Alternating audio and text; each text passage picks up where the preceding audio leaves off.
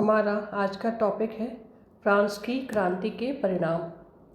France की क्रांति परिवर्तन की एक ऐसी अपूर्व एवं सशक्त लहर थी जिसने फ्रांस का तो तत्कालिक नक्शा बदल ही दिया, लेकिन जो अपने साथ ऐसी जीवंत धाराएं छोड़ गई जो बेहतर दिशा एवं काल में विसर्जित हो गई। मनुष्य के मुक्तिमूलक जिन विचारों का उद्घोष फ्रांस की क्रांति ने किया, वे आने वाली शताब्दियों में यूरोप एवं विश्व के इतिहास के प्रेरक एवं अनुकरणीय मूल्य बन गए। फ्रांस की क्रांति का मूल संदेश था मनुष्य की स्वतंत्रता, समानता एवं भ्रातृत्व के ऐसे मूल्य हैं जिनका सौंदर्य एवं जिनकी उपयोगिता शाश्वत एवं स्वयंसिद्ध है। इसलिए फ्रांस की क्रांति विश्व इतिहास का एक कालजयी पृष्ठ है।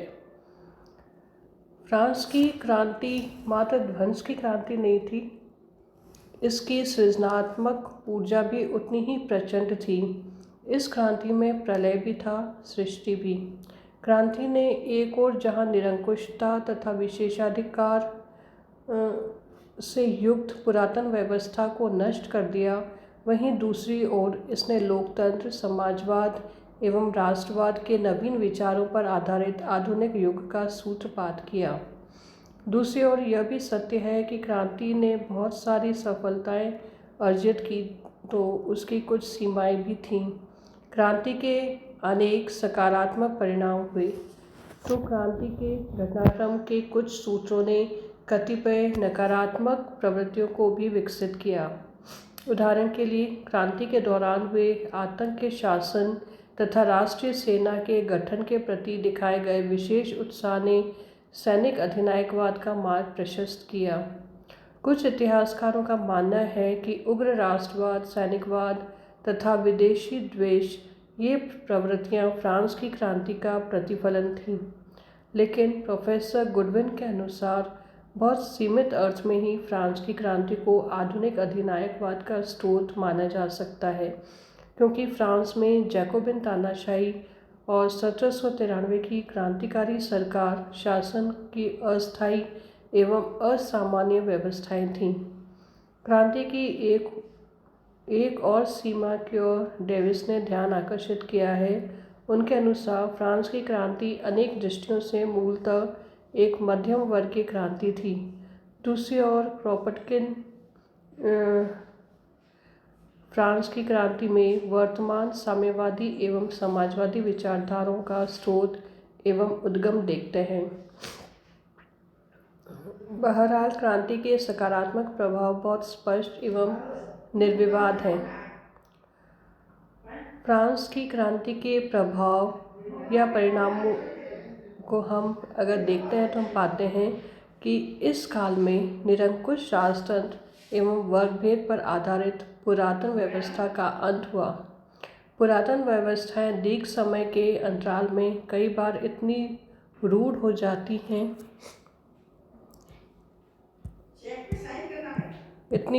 जाती हैं कि उनका भौतिक एवं मानसिक विस्थापन बड़ा दुष्कर कार्य होता है।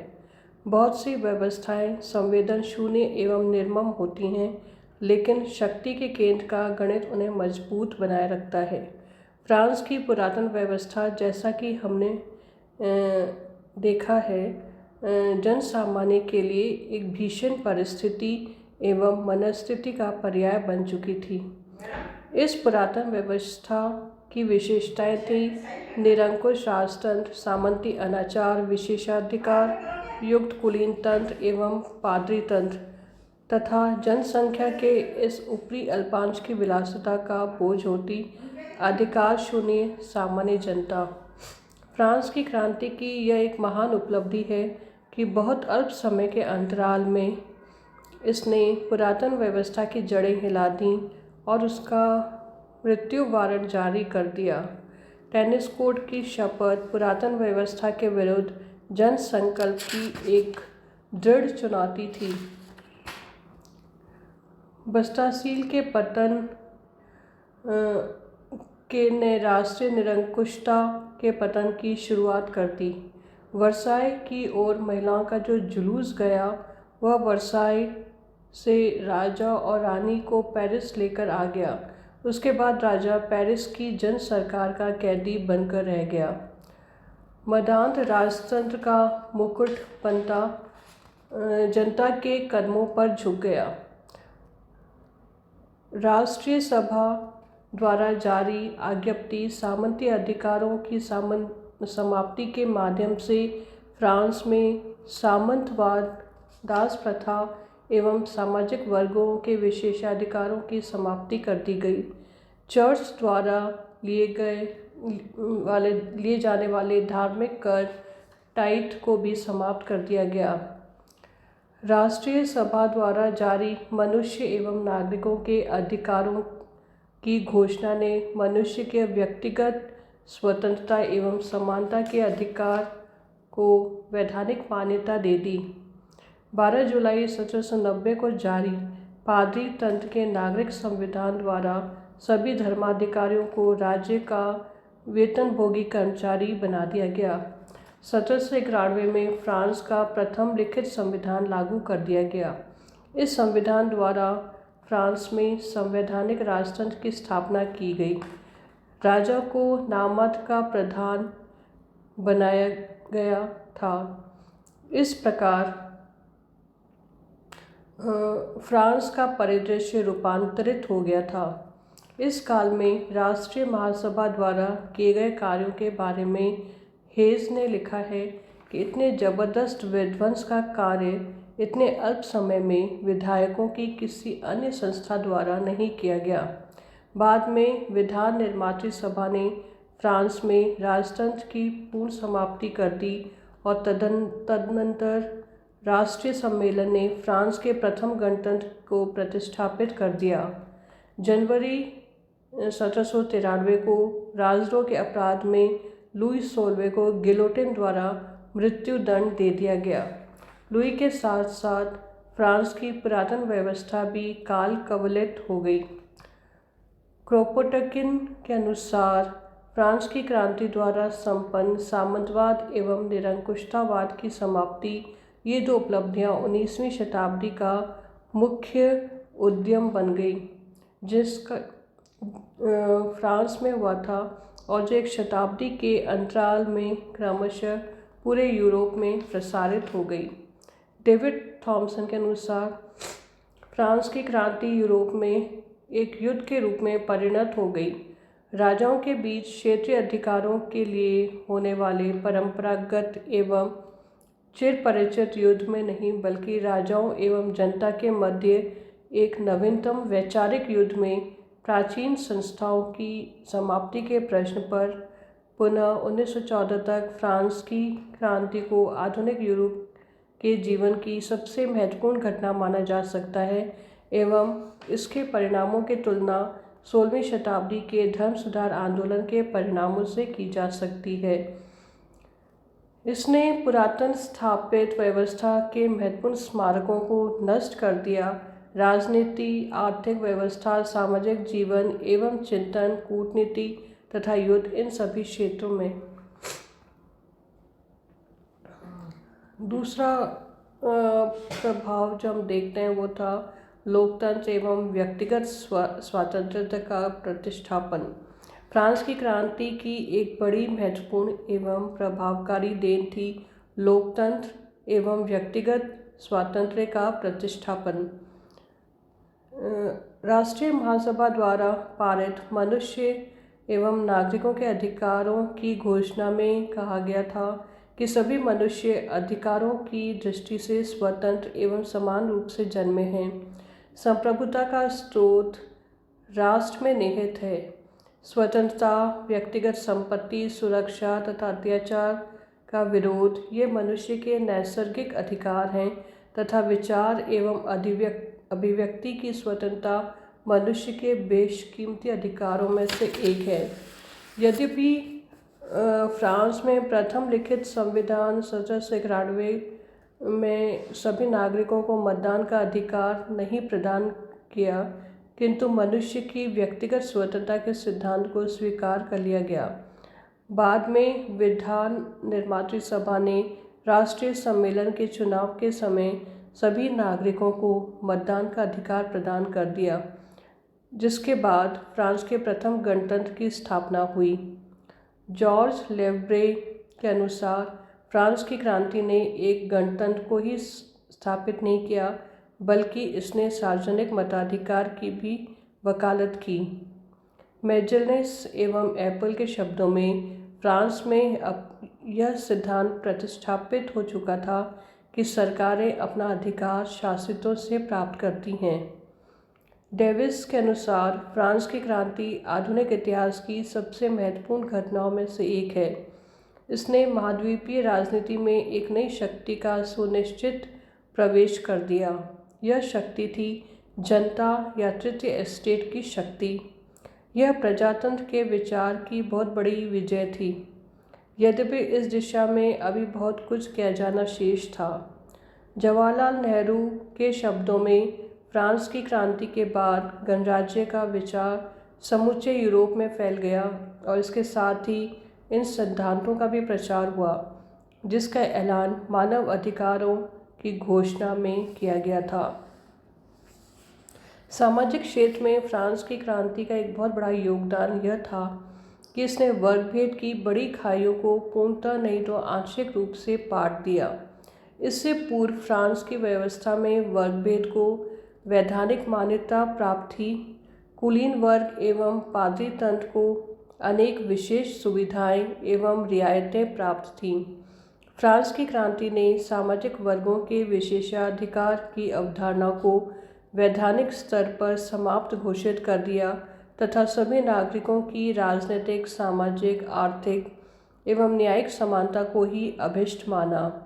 राष्ट्रीय सभा द्वारा पारित मनुष्य एवं नागरिकों के अधिकारों की घोषणा में यह स्पष्ट कहा गया कि सभी मनुष्य अधिकारों की दृष्टि से स्वतंत्र एवं समान रूप से जन्मे हैं और रहे हैं। विधि या कानून जन इच्छा की अभिव्यक्ति है और सभी नागरिकों को विधि के निर्माण में भाग लेने का भी अधिकार है। इससे पूर्व राष्ट्रीय सभा द्वारा जारी एक आज्ञप्ति के माध्यम से फ्रांस में सामंतवाद, दास प्रथा एवं सामाजिक वर्गों के विशेषाधिकारों की समाप्ति कर दी गई थी।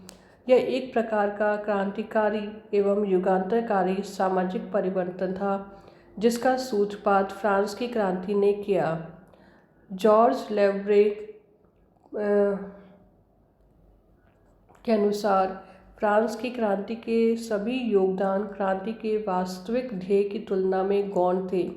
यह ध्येय था समानता की क्रांति, जहां इंग्लैंड एवं अमेरिका में कुलीन वर्ग एवं उच्च मध्यम वर्ग ने मिलजुल कर नागरिक समानता की अवधारणा पर एक नकारात्मक दबाव बना रखा था, वहीं फ्रांस में अभिजात वर्ग की हठधर्मिता के कारण मध्यम वर्ग ने नागरिक समानता की अवधारणा पर विशेष बल दिया। कुछ इतिहासकारों ने फ्रांस की क्रांति की आलोचना करते हुए कहा है कि यह पूर्ण समानता स्थापित नहीं कर पाई। नवीन सत्ता में जन सामान्य को पूर्ण भागीदारी नहीं मिल पाई। राष्ट्रीय सभा द्वारा फ्रांस के संविधान ने मताधिकार सभी को नहीं प्रदान किया। बाद में विधान निर्मात्री सभा ने यद्यपि राष्ट्रीय सम्मेलन के चुनाव के समय सार्वजनिक मताधिकार की अवधारणा को स्वीकार कर लिया, लेकिन राष्ट्रीय सम्मेलन द्वारा जारी फ्रांस के गणतंत्रात्मक संविधान ने पुनः मताधिकार को सीमित कर दिया। सत्ता पर अब यद्यपि सामंतों, कुलीनों एवं धर्माधिकारियों का अधिकार समाप्त हो गया था, लेकिन उनके स्थान पर अब मध्यम वर्ग के हाथ में सत्ता आ गई और जन सामान्य को समानता का पूरा लाभ नहीं मिल पाया।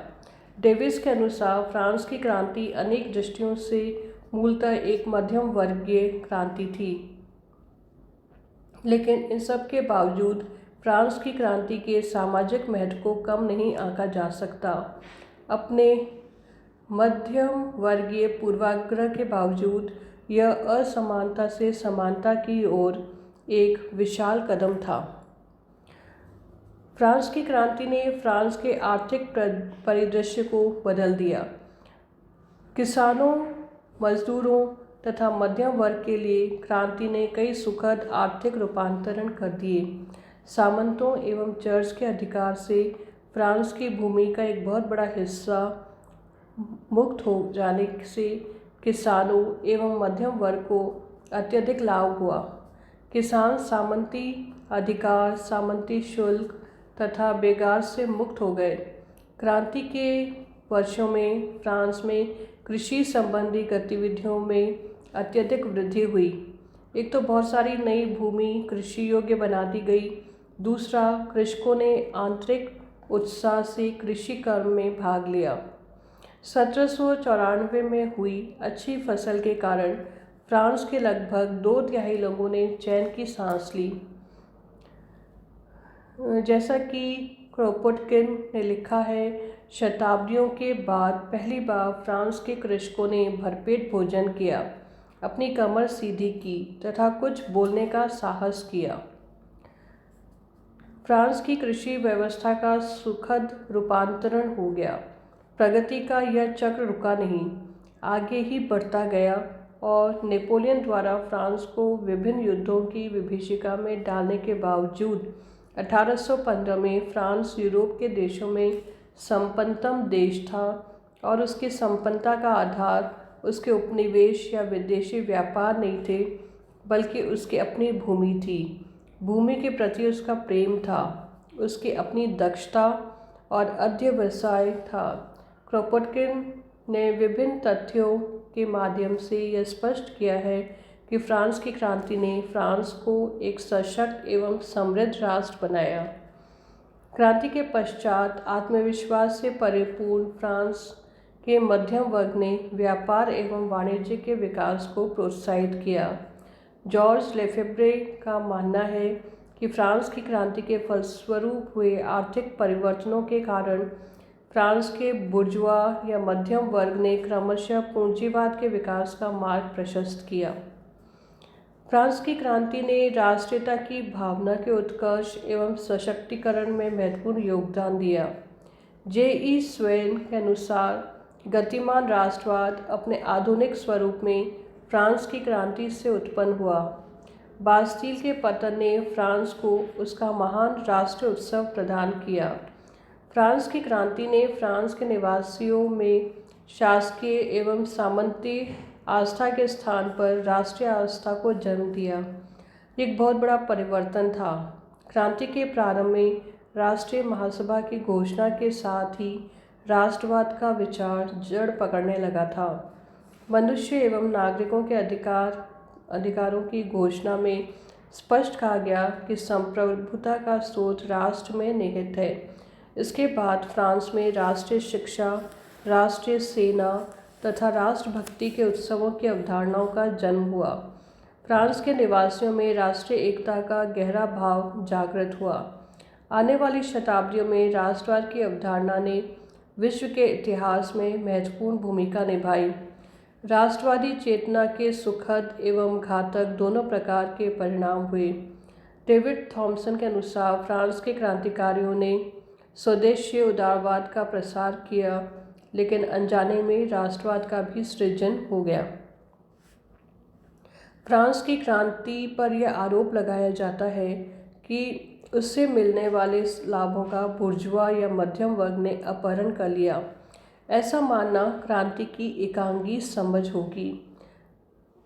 यद्यपि क्रांति का नेतृत्व मध्यम वर्ग के पास ही रहा, लेकिन क्रांति के मूलभूत आदर्श समानता की स्थापना के प्रयास नहीं किए गए हों, ऐसा नहीं हुआ। क्रांति का समाजवादी रुझान अनेक बार स्पष्ट दृष्टिगोचर होता है। राष्ट्रीय महासभा ने न केवल सामंतवाद एवं सामाजिक विशेषाधिकारों को समाप्त किया, बल्कि चर्च की भूमि को भी जब्त कर लिया।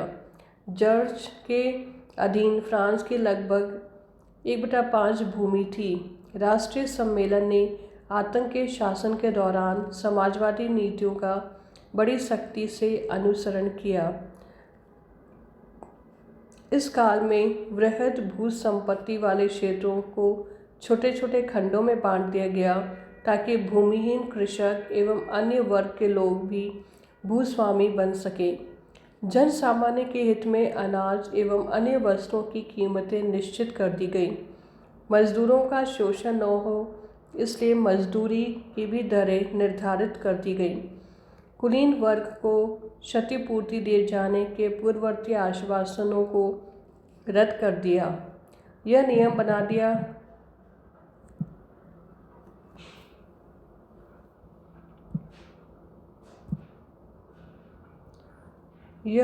बना दिया गया, लेकिन क्रांति की समाजवादी प्रतिबद्धता अभिव्यक्त हो चुकी थी। क्रोपोटकिन का मानना है कि वर्तमान साम्यवादी एवं समाजवादी विचारधाराओं का स्रोत एवं उद्गम फ्रांस की क्रांति में देखा जा सकता है।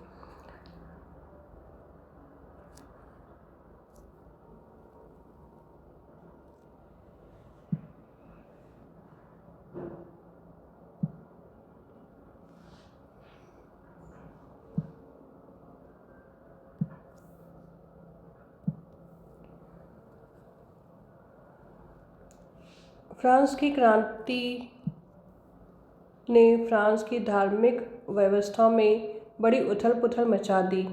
पादरी तंत्र के विशेषाधिकारों को समाप्त कर दिया गया। चर्च द्वारा जन सामान्य से लिया जाने वाला कर टैक्स भी बंद कर दिया गया। पादरी तंत्र के नागरिक संविधान द्वारा फ्रांस के छोटे बड़े सभी अधिकारियों को राज्य का वेतनभोगी कर्मचारी बना दिया और उनका चुनाव अब जनता द्वारा किया जाना निश्चित कर दिया गया। यह एक बहुत बड़ा परिवर्तन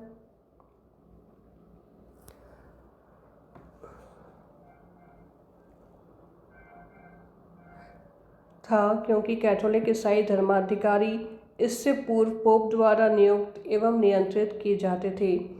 राष्ट्रीय सभा ने उक्त नागरिक संविधान के प्रति सभी धर्माधिकारियों द्वारा शपथ लेना अनिवार्य कर दिया। इससे फ्रांस के बहुत से कट्टर कैथोलिक ईसाई धर्मावलंबी नाराज हो गए। उनमें से अनेक जो इससे पूर्व क्रांति के समर्थक थे अब क्रांति के विरुद्ध हो गए।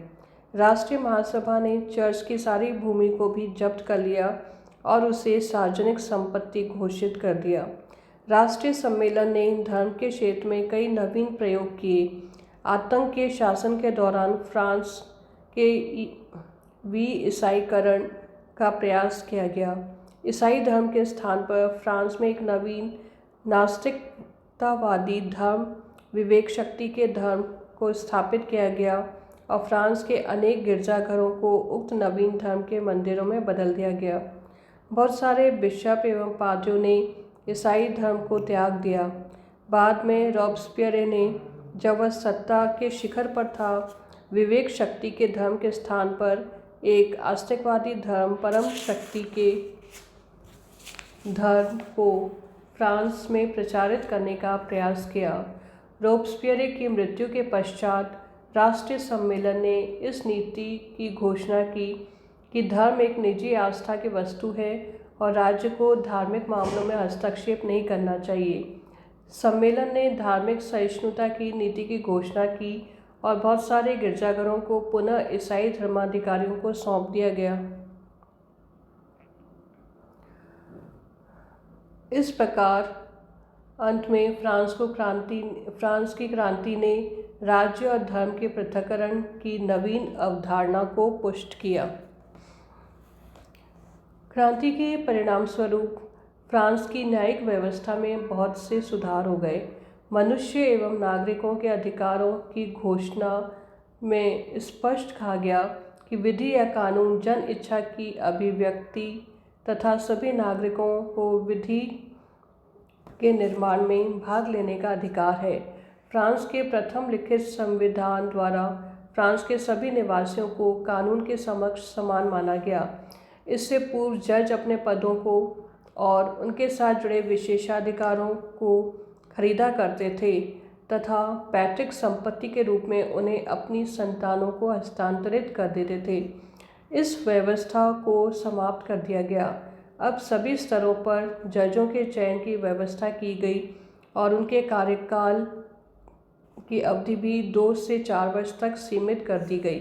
राष्ट्रीय सम्मेलन ने फ्रांस के विविध क्षेत्रों में प्रचलित अनेक प्रकार के कानूनों में एकरूपता लाने की दिशा में अनेक उल्लेखनीय प्रयास किए। कुछ नए महत्वपूर्ण कानून पारित किए गए। संपत्ति पर पुरुषों के साथ महिलाओं का अधिकार भी स्वीकार कर लिया गया। ज्येष्ठाधिकार के नियम को समाप्त कर दिया गया। फ्रांस के उपनिवेशों में निग्रो दास प्रथा समाप्त कर दी गई। संपूर्ण फ्रांस में तौलमोल की एक रूप व्यवस्था मीट्रिक पद्धति को लागू कर दिया गया। फ्रांस की क्रांति ने फ्रांस की शिक्षा पद्धति में अनेक महत्वपूर्ण परिवर्तनों का सूत्रपात किया। राष्ट्रीय सम्मेलन द्वारा फ्रेंच भाषा को फ्रांस की राष्ट्रभाषा घोषित कर दिया गया और समस्त शिक्षण एवं अनुदेशन कार्य इसी भाषा में किए जाने के आदेश दिए गए।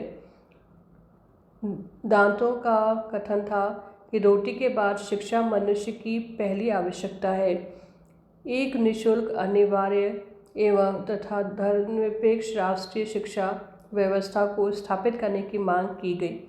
राष्ट्रीय सम्मेलन ने फ्रांस के कुछ विशिष्ट शिक्षण संस्थाओं को अधिक उपयोगी बनाने की दृष्टि से पुनर्गठित किया तथा उन्हें अधिक विस्तृत एवं अधिकार संपन्न बना दिया।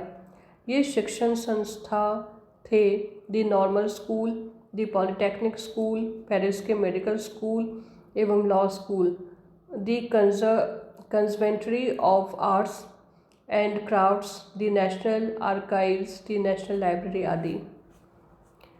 कहा जाता है कि फ्रांस की क्रांति ने उग्र राष्ट्रवाद, सैनिकवाद एवं अधिनायकवाद की प्रवृत्तियों के विकास में सकारात्मक भूमिका निभाई। राष्ट्रीय सभा द्वारा राष्ट्रीय भावना की अभिवृद्धि के लिए किए गए कार्य, राष्ट्रीय सम्मेलन द्वारा राष्ट्रीय सैनिक सेवा की अनिवार्यता तथा आतंक के शासन के अधिनायकवादी तेवर, इन व्यवस्थाओं के कारण उग्र राष्ट्रवाद, सैनिकवाद एवं अधिनायकवाद को बढ़ावा मिला।